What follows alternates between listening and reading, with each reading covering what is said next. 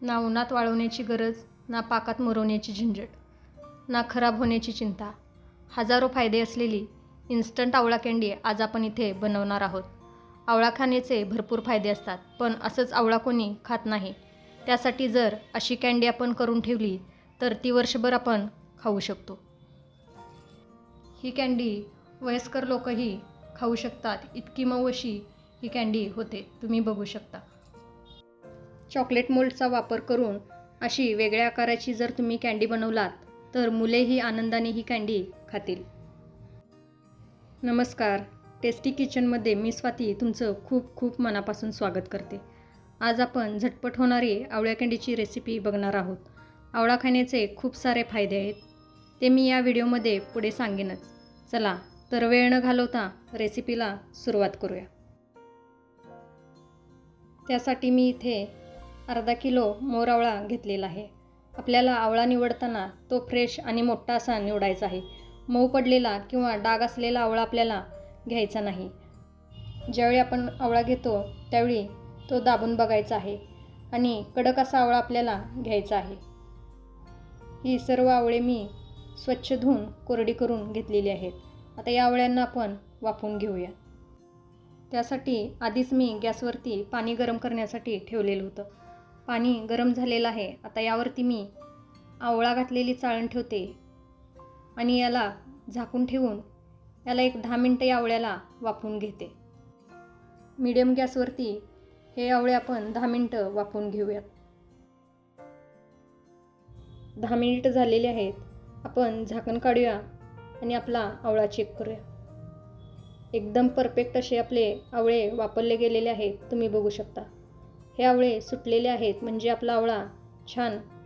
हा आवळा आपण थोडा थंड करून घेऊया आणि नंतर याच्या पाकळ्या आपण बाजूला करूयात. तर हा आवळा थोडा थंड झालेला आहे. आता याच्या पाकळ्या मी बाजूला करते. हा व्यवस्थित शिजला गेला आहे, त्यामुळे याच्या पाकळ्या आपोआपच अलगद अशा बाजूला होत आहेत. अशा सर्व पाकळ्या काढून घेऊयात आणि बिया आपण बाजूला करून घेऊयात. तुम्ही बघू शकता किती इझिली हा आवळा बियापासून बाजूला होत आहे. याच पद्धतीने मी सर्व आवळा सोलून घेते आणि बियाही बाजूला करून घेते. आवळ्यामध्ये व्हिटॅमिन सीचं प्रमाण भरपूर असतं, त्यामुळे रोगप्रतिकारशक्ती वाढवण्यासाठी ही आवळा कँडी खूप फायद्याची ठरते. यातील मी सर्व बिया काढून घेतलेल्या आहेत. आवळा व्यवस्थित शिजला गेलेला आहे, त्यामुळे पाकळ्याही व्यवस्थित अशा छान निघलेल्या आहेत. कुठेही या पाकळ्या मोडलेल्या नाहीत, व्यवस्थित अशा छान निघलेल्या आहेत. आता या पाकळ्या आपण मिक्सरच्या भांड्यामध्ये घालून घेऊ आणि याची फाईन अशी पेस्ट करून घेऊया. मिक्सरचं मोठं भांडं घ्यायचं आहे, कारण त्यामध्ये एकाच वेळी सर्व आवळा बसतो. या इथे मी सर्व आवळा मिक्सरच्या भांड्यामध्ये घेतलेला आहे. आता यामध्ये मी 1 चमचा आल्याचं कीस घालून घेते. त्याचबरोबर ही कँडी बनवण्यासाठी मी जी साखर घेतली आहे त्यातील निम्मी साखर यामध्ये घालणार आहे आणि उरलेली साखर नंतर वापरणार आहे. इथे मी अर्धा किलो आवळा घेतलेला होता, त्यासाठी मी इथे अर्धा किलो साखर घेतलेला आहे. आता यातील निम्मी साखर मी यामध्ये घातलेली आहे आणि याची फाईन पेस्ट करून घेते. आवळा जर असंच बारीक करायला गेलं तर ते होत नाही, त्यामुळे साखर घालायची आहे आणि याची फाईन पेस्ट करून घ्यायची आहे. या इथे आपली आवळ्याची छान अशी पेस्ट तयार झालेली आहे. आता याची आपण कँडी बनवायला घेऊया. त्यासाठी कढईवरती मी गॅस ठेवलेली आहे. त्यामध्ये मी ही सर्व पेस्ट काढून घेते. सगळी पेस्ट मी कढईमध्ये काढून घेतलेली आहे. आता यामध्ये जी आपली उरलेली साखर होती ती सर्व साखर घालून घेते. साखरेबरोबरच यामध्ये मी काळं मीठ घालून घेणार आहे. काळ्या मिठामुळे या कँडीला खूप छान चव येते. जर तुमच्याकडे काळं मीठ नसेल तर रेग्युलर मीठ वापरला तरीही चालेल. या इथे तुम्हाला साखरेचं प्रमाण लक्षात ठेवायचं आहे.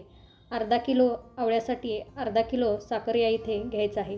त्यातील निम्मं मी पेस्ट करताना वापरलेलं होतं आणि उरलेलं यामध्ये आता घातलेलं आहे.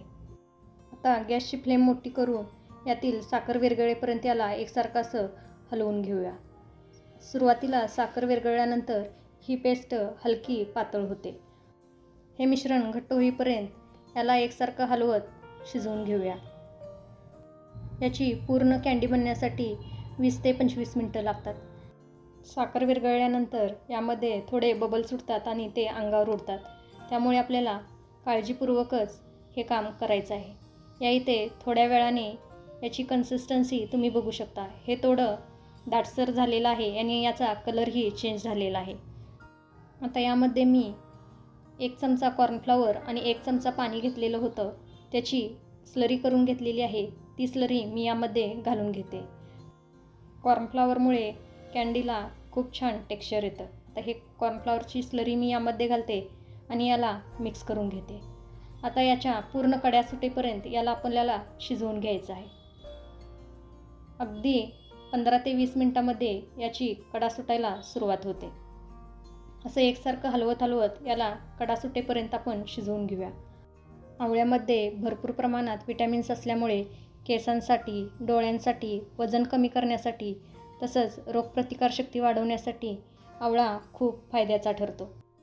आता थोडी कडा सुटायला सुरुवात झालेली आहे. या स्टेजला आपल्याला यामध्ये 1 चमचा तूप घालून घ्यायचं आहे आणि यालाही मिक्स करून घ्यायचं आहे. तूप घातल्यामुळे या कँडीला खूप छान चकाकी येते. आता याला परत याचा गोळा होईपर्यंत आपल्याला असंच एकसारखं मिक्स करून घ्यायचं आहे. 10 ते 15 मिनटामध्ये याचा गोळा झालेला आहे आणि हा कढईपासून अलगद बाजूलाही होत आहे. याच्या कडा सुटत आहेत, तुम्ही बघू शकता. सुरुवातीपासून आत्तापर्यंत मला याला 25 मिनटं लागलेली आहेत. याचा छान असा गोळा झालेला आहे. तसंच कढईपासून हा अलगद बाजूला होत आहे, तुम्ही बघू शकता. हे आत्ता आपलं मिश्रण तयार झालेलं आहे. आता हे आपण एका ताटामध्ये काढून घेणार आहे. त्यासाठी ताटाला मी आधीच तूप लावून ठेवलेलं आहे. आता यावरती हे मिश्रण आपण ओतून घेऊया. हे सर्व मिश्रण ताटामध्ये ओतून झालं की याला एकसारखं असं पसरून घ्यायचं आहे. चमच्याच्या साहाय्याने किंवा एखादी वाटी घेऊन याला छान असं एकसारखं आपल्याला पसरून घ्यायचं आहे. हे मी पसरून घेत आहे. तोपर्यंत तुम्ही टेस्टी किचनला अजून सबस्क्राईब केला नसेल तर प्लीज सबस्क्राईब करा. तसंच बाजूचं बेल आयकॉनही दाबा. त्यामुळे माझी रेसिपी जेव्हा अपलोड होईल त्याचं सगळ्यात पहिलं नोटिफिकेशन तुम्हाला मिळेल. रेसिपी आवडत असतील तर लाईक आणि शेअर करायला विसरू नका. तुम्हाला कँडी किती जाड किंवा किती पातळ हवी त्यानुसार हे मिश्रण तुम्ही ताटामध्ये पसरून घ्या. याला एकसारखं छान मी पसरून घेतलेलं आहे. आता याला थंड करून घेऊयात आणि नंतर याचे आपण काप करून घेऊयात. 10 मिनटं झालेली आहेत. हे मिश्रण पूर्णपणे थंड झालेलं आहे. हाताला कुठेही चिटकत नाही, तुम्ही बघू शकता. तसंच याला किती छान चकाकी आलेली आहे, तुम्ही बघू शकता. मिश्रण पूर्णपणे थंड झाल्यानंतरच ही कँडी आपल्याला कट करायची आहे. या इथे मिश्रण थंड झालेलं आहे. मी कँडी कट करून घेते. तुम्हाला हव्या त्या साईजच्या आणि हव्या त्या आकाराच्या कँडी तुम्ही कट करू शकता. या इथे माझ्या सर्व कँडी कट करून झालेल्या आहेत. आता यातील एक कँडी मी तुम्हाला काढून दाखवते. तुम्ही बघू शकता किती छान अशी आपली कँडी तयार झालेली आहे. कलर तर एकदम जबरदस्त असा आलेला आहे. तशीच मऊ लुसलुशीतही झालेली आहे. अगदी दात नसणारेही हे आरामात खातील इतकी मऊ अशी ही आपली कँडी तयार झालेली आहे. ही कँडी तुम्ही अशीच ही खाऊ शकता. आता या सर्व कँडी मी मोकळ्या करून घेते. या इथे सर्व कँडी मी एक सुट्टं असं करून घेतलेलं आहे. याची साईज तुम्ही बघू शकता. यापेक्षा जर जाड तुम्हाला हव्या असतील तर ज्यावेळी आपण ताटामध्ये हे पसरतो त्यावेळी याचा थर थोडा जाड ठेवा.